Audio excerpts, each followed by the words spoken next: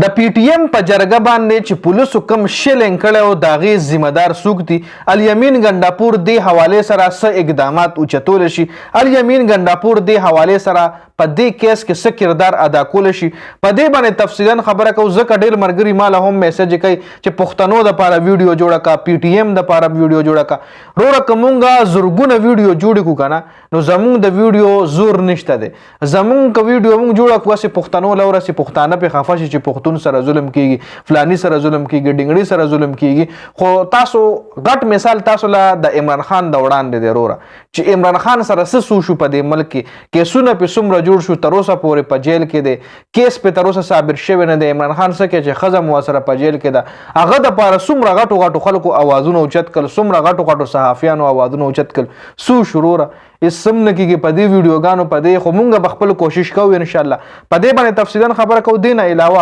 چیف جسټس قاضي فیض عیسی 63A قانون کې چې کوم دی هغه درخواست قبول کړی دی په هغه درخواست باندې فیصله هم شوې ده مولانا فضل الرحمن صاحب حکومت ته په صفا الفاظو کې انکار کړی چې په هغې هم خبره کوو عمران خان د حلیمه خان خور ته مطلب عمران خان خپلې خور حلیمه خان ته د جیل نه یو غټ پیغام جاری کړی دی د جیل نه د خپلې خور په خوله باندې عوامو دپاره یو پیغام هم جاری شوی چې په هغې هم په دې ویډیو کې خبره کوو خو ټول نه وړاندې په پی ټی ایم باندې خبره کوو د منظور پښتین چې کومه جلسه وه د 11 اکتوبر د هغې حوالې سره خبره کوو ځکه د دنیا ملګري میسج کوي یار کامنټ کوي زه چې کوم کوم یاره پښتنو ته آواز نه اوچتې او پی ټی ایم دپاره ویډیو نه جوړو د 11 اکتوبر سره ما ویډیو جوړه کړې ده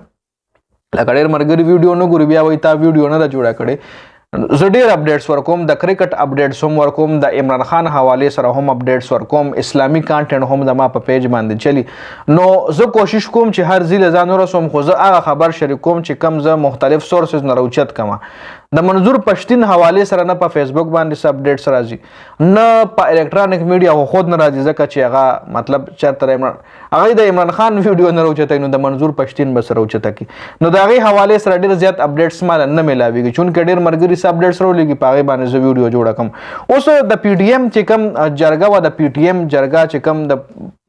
دغه کې وه په هغې باندې پولیسو شیلینګ کړی دی نو هغې حوالې سره کې پي کې حکومت ویلي دي چې پولیسو ته وزارت داخله احکامات جاری کړي پولیسو چې دا کم شیلینګ کړی دی دا د وزارت داخله په خوله باندې شوی دی وزارت داخله چې کوم دی دا د کې پي کې حکومت کې نه راځي نو وزیر اعلی ته دې خبرې باندې اوس نوټس وزیر اعلی له پکار چې په دې خبره باندې نوټس واخلي او د پی ټي ایم چې کم مشران دي یا د پی ټي ایم چې کم پښتانه دي د منظور پښتین سره تعلق لرونکي پښتانه دغه پاټۍ پښتانه ای وایي چې وزیر اعلی ته چې کم دی مطلب وزارت داخله نه تپوس کچري نشي کولی نو کم از کم هغه خلک د نوکرۍ نه ویښ شي کومو خلکو چې دغه احکامات منلي دي کومو خلکو چې د وزارت داخله احکامات منلي دي نو که وزارت داخله نه الیمین ګنډاپور تپوس نشي کولی نو دغه کسان خو د نوکرۍ نه لرې کولی شي که نه که چېرې وزیر اعلی دا هم ونه کړل مطلب که چېرې وزیر اعلی دا وکړل دغه د کسانې مطلب لرې کړل یا د پی ټي ایم په سایډ باندې څه بیان جاری کو نو د پی ټي ایم به په وزیر اعلی الیمین ګنډاپور باندې اعتماد جوړ شي جی نو دا د پی ټي ایم حوالې سره غټ اپډیټس وو دا اپډیټس ما را کلیکټ کړل ورته سره مې شریک کړل دې نه علاوه که اوس مونږ خبرو کوو چیف جسټس قاضي فیض عیسی 63A قانون کې چینج وکړل چیف جسټس دې نه مخکې چې کوم عمر عطا بڼیال دا قانون جوړ کړی و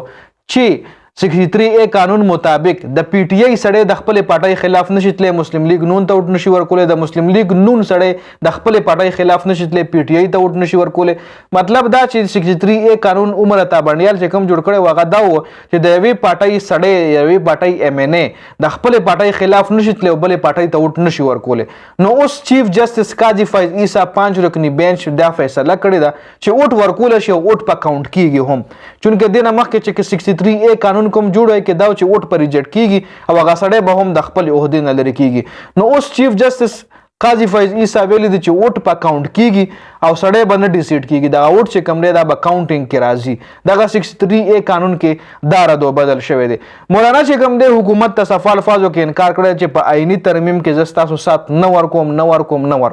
مخکې وله هم انکار کړی دی اوس یې وله دوباره انکار وکړو چې په آئیني ترمیم کې زما د پارټۍ سړی به تاسو له ووټ نه درکوي زما په خپلو کسانو باندې اعتماد دی خپل کسان ما کابو کې راوستي دي ای به تاسو له ووټ نه درکوي ځکه آئیني ترمیم کې زه ستاسو خلاف یم حکومت له صفا الفاظو کې ویلي دي بل طرف ته عمران خان د حلیمه خان په خوله باندې یو غټ پیغام جاری کړی دی. عمران خان نن چې کوم احتجاج د هغې حوالې سره د حلیمه خان په خوله باندې دا پیغام جاری کړی دی. عمران خان ویلی دی چې زما قوم ته دا پیغام دی چې اوس د قربانۍ وخت راغلی دی، اوس وخت کې تاسو خپل حق دپاره روځئ. که چېرې اوس تاسو رونه وتئ نو د ستاسو راتلونکي زندګي، د ستاسو فیوچر، د ستاسو د بچي فیوچر خرابېدی شي جي.